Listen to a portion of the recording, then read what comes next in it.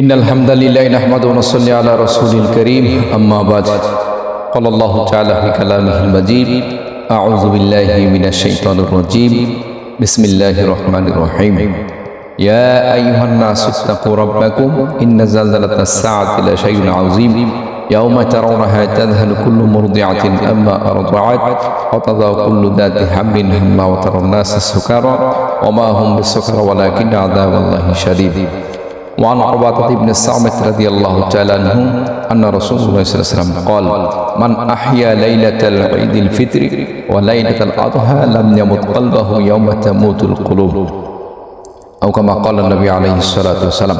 সম্মানিত উপস্থিতি, আজকে আপনাদের সামনে আমি আলোচনা করব দুই ঈদের রাত্রে জাগরণ থাকলে লাভ কি, এর আমলের ফাজাইল কি, আর অপকর্মে লিপ্ত হলে তার শাস্তি কি, সেই ব্যাপারে আলোচনা করব ইনশাআল্লাহ। সম্মানিত উপস্থিতি, আমাদের ঈদের দুটা রাত অর্থাৎ ঈদুল ফিতর এবং ঈদুল আযহা, এই দুটা রাতের অত্যন্ত গুরুত্বপূর্ণ ফাজাইল হাদিসের মধ্যে এসেছে এবং এই দুটা রাতের ফাজাইল সম্পর্কে কোরআনে কারিমের কঠিন হৃদয়গ্রাহী হৃদয় ধ্বংসাত্মক যে মর্মান্তিক শাস্তি, তা থেকে পরিত্রাণের একটি সুবর্ণ সুযোগ, সুবর্ণ সুযোগ রয়েছে, যেটা আমল করার কারণে সে কঠিন রাত্রি থেকে, সে কঠিন আযাব থেকে বাঁচার একটা পরোয়ানার মতো অত্যন্ত কার্যকারী আমল। তো প্রিয় উপস্থিতি, হাদিসে পাকের মধ্যে এসেছে যে ব্যক্তি লাইলাতুল ঈদুল ফিতর এবং লাইলাতুল ঈদুল আযহা অর্থাৎ ঈদুল ফিতর রাত্রে এবং ঈদুল আযহা রাত্রে জাগ্রত থেকে আল্লাহ তাআলার দাসত্ববন্দি করবে, কঠিন কিয়ামতের ময়দানে যেদিন সকল মানুষের রূহগুলো বয়ে বিহ্বল হয়ে থাকবে, কঠিন হৃদয়ে মর্মান্ত অবস্থায় থাকবে, যেটা কোরআনে কারিমে সূরাতুল হজের 1 থেকে 2 আয়াতের মধ্যে আল্লাহ আলোচনা করেছেন। আল্লাহ বলেছেন, হে মানুষেরা, তোমরা তোমাদের রবকে ভয় করো।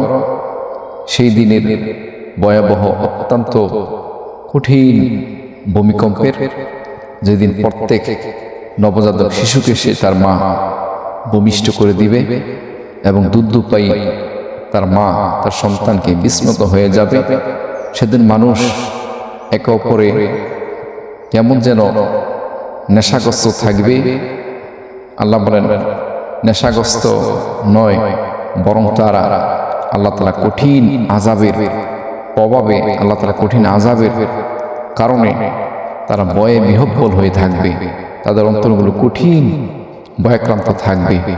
তো প্রিয় নবী হাদিসে ইরশাদ করেন, যে ব্যক্তি এই দুই রাতে ইবাদত করবে, আল্লাহ পাক তাদেরকে কাল কঠিন ময়দানে মানুষের হৃদয়গুলো যখন মর্মান্ত অবস্থায় থাকবে, কঠিন ভয়াবহ থাকবে, তখন আল্লাহ তাআলা তাদের অন্তরগুলোকে শান্ত রাখবেন।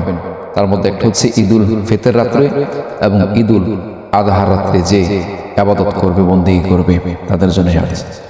ওয়ান ইবনে ওমর রাদিয়াল্লাহু তাআলা, ইবনে ওমর থেকে বর্ণিত আছে, আল্লাহ তাআলা খামসু লায়ালিন লা ইয়ারুদ্দুনা ফীহিন্না দুআ, 5টি রাত্রে এমন আছে যে রাতের মধ্যে আল্লাহ তাআলা দোয়া ফেরত দেয় না।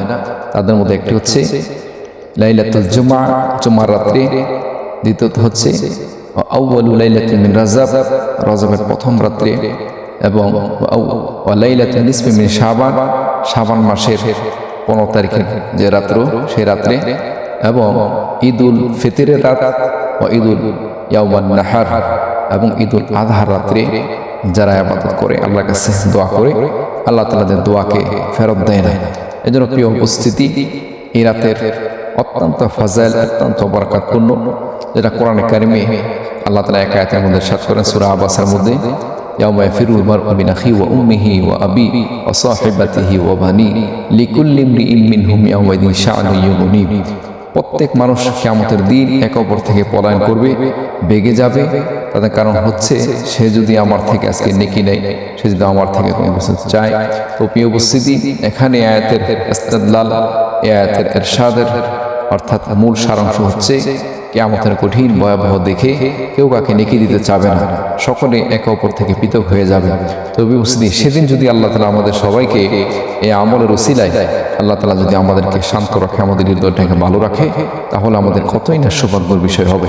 তো প্রিয় উপস্থিতি, আমাদের বাংলাদেশে দেখা যায় ঈদুল ফিতর এবং ঈদুল আজহার দিন কত অপকর্ম, কত গান বাদ্য, বেহায়াপনা, নাটক, সিনেমা, বিসিআর ইত্যাদির মধ্যে লিপ্ত থেকে আমাদের সারা মাস যে আমরা সিয়াম সাধনা করেছি, যে সিয়াম সাধনার যে ফাজাইল বারাকাত, এই বারাকাতগুলো আমরা একদিনের ভিতরে নষ্ট করার চেষ্টা করি। আপনি মনে করেন একটা জিনিস গড়তে অনেক দেরি লাগে, একটা জিনিস হইতে অনেক দেরি, কিন্তু নষ্ট করতে দেরি লাগে না।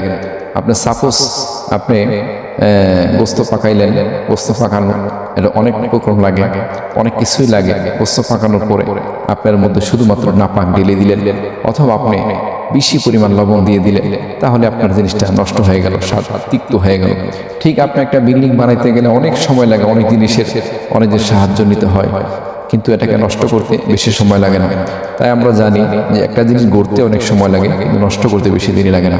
তো প্রিয় উপস্থিতি, আমাদের রমজানের এত ফাজাইল, আমরা রমজানে এত সওয়াব অর্জন করেছি, কিন্তু শুধুমাত্র একটা দিনে আমরা গান, সিনেমা ইত্যাদি, বেসিয়ার, বেপরদায় নারী চলাফেরা ইত্যাদির মাধ্যমে আমাদের রোজার সওয়াবগুলো আমরা নষ্ট করে ফেলাই।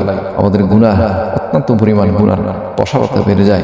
শয়তান যেমন এক মাস বন্ধ থাকে, ঠিক আমরা এক মাসের বন্দর কাজা কাফারা ঈদুল আযহা এবং ঈদুল ফিতরের দিন আমরা আদায় করি। আমাদের সমাজে, আমাদের দেশে একটা প্রচলন আছে যে আমাদের দেশে অনেক মানুষ মনে করে ঈদ মানেই হচ্ছে আনন্দ, ঈদ মানে হচ্ছে খুশি। তবে ঈদ মানে হচ্ছে আনন্দ, খুশি, ঠিক আছে, কিন্তু এটা শরীয়তের গণ্ডির বাইরে না। যেমন গান, বাদ্য, নাটক, সিনেমা ইত্যাদি যেগুলো বেহায়াপনা, বেলাল্লাপনা, নির্লজ্জকে প্রতিষ্ঠা করে, নির্লজ্জের প্রতি দাবিত করা, কম্বাইট করে, সেগুলো থেকে আমাদের ফিরে আসতে হবে। সেগুলো আমাদের ইসলামের খুশি না। আমাদের ইসলামের খুশি হচ্ছে যেগুলো দিয়ে শরীয়তের মধ্যে জায়েজ আছে, যেগুলো কোরআন হাদিসের মধ্যে প্রমাণিত আছে, সেগুলো আমাদের শরীয়তের খুশি, গান বাদ্য ইত্যাদি শরীয়তের খুশির ভিতরে আমরা অন্তর্ভুক্ত।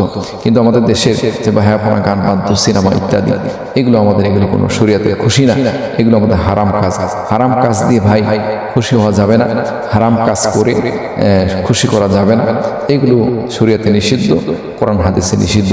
আমাদের অনেক মা বোনেরা আছে যে রাতে আসলে ওরা লুডু খেলা, দাবা খেলা ইত্যাদি বিভিন্ন খেলায় মত্ত হয়ে যায়, হাসি তামাশার মধ্যে মত্ত হয়ে যায়। এগুলো ঠিক না। ঈদের রাতে গুরুত্বপূর্ণ একটি রাত, এ রাতে ইবাদত করলে যেমন সওয়াব, এ রাতে আবার দুষ্টামি করলে, ফাইজলামি করলে, এ রাতে অপকর্ম, অশ্লীল, বেহায়াপনা কাজ করলেও তেমন কঠিন শাস্তি। এই জন্য প্রিয় বন্ধুরা, আমরা আসুন, আমরা প্রতিজ্ঞাবদ্ধ হই যে আমরা ঈদুল ফিতর এবং ঈদুল আযহা এই দুই রাতে আমরা ইবাদত করতে পারি। বিশেষ করে আমাদের নবী হযরত মুহাম্মদ মুস্তাফা সাল্লাল্লাহু আলাইহি ওয়াসাল্লাম বলেছেন, যে ব্যক্তি এশার নামাজ জামাতের সহিত পড়ল, সে ব্যক্তি অর্ধরাত্রে ইবাদত করার সওয়াব পেয়ে গেল। আর যে ব্যক্তি ফজর নামাজ জামাতের সহিত পড়ল, সে ব্যক্তি অর্ধরাত্র ইবাদতের সওয়াব পেয়ে গেল। সুতরাং আমাদের থেকে যাতে পুরুষ যারা আছি আমরা, আমাদের থেকে যাতে ঈদুল ফিতর এবং ঈদুল আযহা এশার নামাজ এবং ফজরের নামাজ এই রাতে যাতে কোনো ক্রমে আমাদের থেকে না ছুটি। বিশেষ করে আমাদের ওই রাতে আমরা ইবাদত বন্দেগী যতটুকু আমাদের শরীরে কুলায় আমরা করার চেষ্টা করব। আমরা করলে আমাদের এই সওয়াবগুলো হবে। আর বিশেষ করে আমরা না করতে পারলেও কিন্তু আমরা গুনার দিকে যাব না। আমরা যারা আহাল পরিবার পরিজন আছি, আল্লাহ কোরআনে কারিমে এক আয়াতে বলছে, ইয়া আইয়ুহাল্লাযীনা আমানু কু আনফুসাকুম ওয়া আহলিকুম নার। হে মুমিনেরা, তোমরা তোমাদের আহাল পরিবার পরিজনকে জাহান্নামের আগুন থেকে বাঁচাও, তোমরা নিজেরাও বাঁচো। সুতরাং গুনাহ হচ্ছে জাহান্নামের আগুন, ইন্ধন। গুনাহ করা যাবে না, গুনার দিকে ধাবিত হওয়া যাবে না। সৎ ভালো কাজ করতে হবে, ভালো কাজের ভিত্তিতে আমাদের উদ্বুদ্ধ করতে হবে। বিশেষ করে আমাদের যারা দায়িত্বশীল আছে আমরা সতর্ক থাকবো। আমাদের মেয়ে, আমাদের সন্তান, আমাদের স্ত্রী যাতে বেহায়াপনা ইত্যাদি, বেলাল্লাপনা, গান, সিনেমা, বেসিয়ার, নাটক, নাচানাচি এই সমস্ত কর্ম যাতে লিপ্ত না হতে পারে, এগুলো আমাদের দায়িত্ব। এগুলো আমাদের দায়িত্বশীল প্রতিটি গার্জিয়ানের। আল্লাহ তাআলা কোরআনে কারিমের মধ্যে প্রত্যেকটা মানুষকে তার নিয়ামত সম্পর্কে, তার দায়িত্ব সম্পর্কে আল্লাহ তাআলা জিজ্ঞেস করবেন। এক হাদিসের মধ্যে আছে, আলা কুল্লুকুম রাইন ওয়া কুল্লুকুম মাসউলুন আন রাইয়াতিহি, অর্থাৎ তোমরা প্রত্যেকে জিজ্ঞাসিত হবা এবং তোমরা প্রত্যেকে তোমাদের প্রজাদের ব্যাপারে, তোমাদের উদ্দেশ্যের ব্যাপারে জিজ্ঞাসিত হবা। তাই প্রিয় বন্ধুগণ, আমরা যাতে এই রাতের ইবাদত করতে পারি, এই রাতে দাসত্ব করতে পারি, এই রাতে বন্দী করতে পারি, আমরা আখিরাতের প্রস্তুতি নিতে পারি, আমরা আখিরাতের পরিপূর্ণ মুক্তির জন্য, মুক্তির সনদের জন্য আল্লাহর কাছ থেকে এখনই আমরা প্রস্তুতি নিয়ে কান্নাকাটি করে আমাদের আখিরাতের মুক্তিকে আমরা ত্বরান্বিত করতে পারি।